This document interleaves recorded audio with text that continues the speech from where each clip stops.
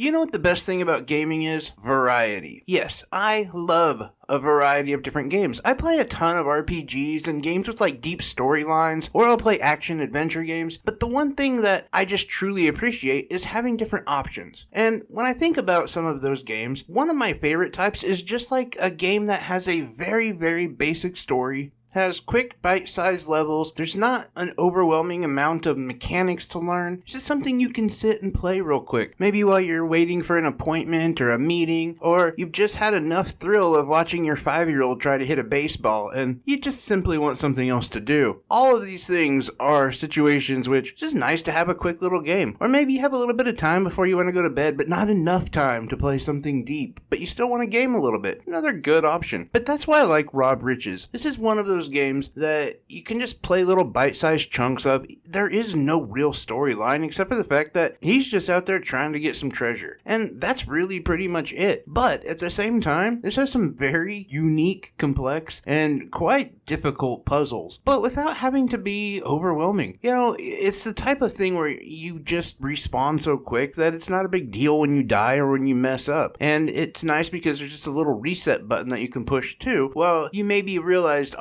just like in real life, I walked myself into a corner and I can't get out. That's the beauty of this game, is just the quick reset. Not to mention the actual beauty of the game. To be honest, for something that doesn't need to have really good graphics and to have this nice clarity, it really does. It pops off the screen. In so many ways, the mechanics, the kind of vibe I get from this game is one that I would kind of compare to is Toad Treasure Tracker. Except where Toad Treasure Tracker really emphasizes this like huge levels with multiple things to do and usually culminating in a over-the-top boss fight. As where with Rob Riches, it really more focuses on speed, so to speak. Namely, how many steps it takes you to get from point A to point B. And that is a cool idea, as it's something you can use to kind of compete with other people and to see how quickly you can improve your own time and get through these levels. As again, it's a really good idea for a pick up and play game. And I think that that's one of the things that I appreciate about it, but probably not my favorite. As I will say, for me, it's just the different environments I really appreciate. They are all detailed and they kind of take the time to show different aspects of them they don't really need to. Things like showing vines growing on the floor of the Mesoamerican jungle. And in every level, you'll see some sort of thing that kind of pops out that shows attention to detail, which I think is really important in these kind of games because it shows just how much effort they put into it. If something that really doesn't matter to the game besides aesthetics, they put detail into, think about how much work is actually put into the puzzles themselves, into the challenges. And I can definitely tell you this game is challenging.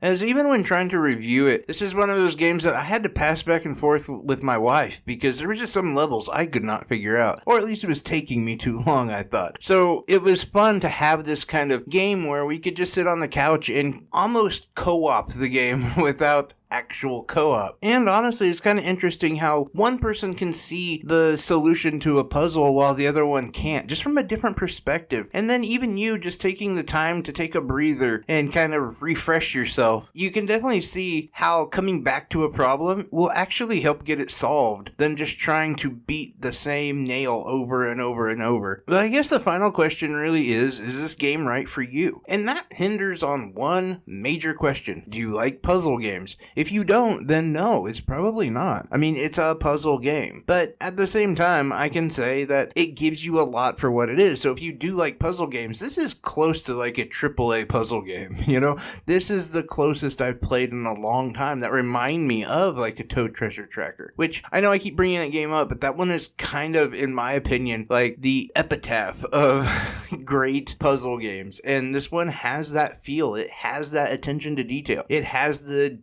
just the creativity in the puzzles themselves. So for me, I like it. I think it's pretty cool. It's something that I'm going to definitely keep downloaded on my Switch and just being, something I play between games or right before bed, something like that. And honestly, at the $8.99 price tag, I think it's a fair price for the game. I also can foresee this game going on sale as well, so something to keep an eye out for if that $9 is a little bit too steep for you. But again, with all the content, the detail, the character design, all that kind of stuff, I think $8.99 is well worth the price. But that's just my thoughts on Rob Riches. Let me know what your thoughts are. Have you guys played this game before? I know it's on Steam. I think it's on mobile. I'm not sure. But yeah, let me know your thoughts. If puzzle games are your type of games, let me know. Anything and everything down in the comment section would be much appreciated. Thank you guys so much for checking out my channel and checking out the review. I truly appreciate each and every one of you. Take care, everyone. Bye-bye.